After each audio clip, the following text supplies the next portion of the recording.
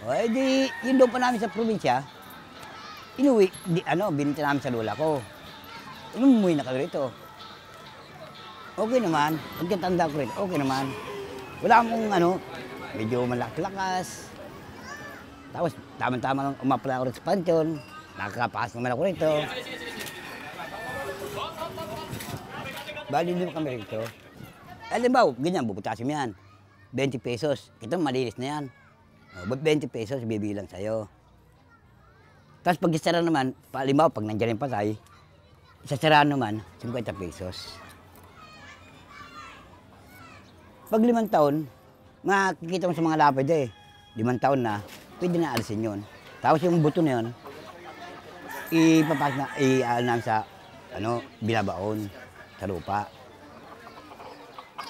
Hindi na kinukuha ng may-ari. Oo, ayos naman ang relasyon ng mga tao dito. Huwag mo lang babuhin yung mga nityo nila. Diyan mag-galit sa'yo kung babuhin mo yung mga nityo nila. Diyan mag-galit sa'yo.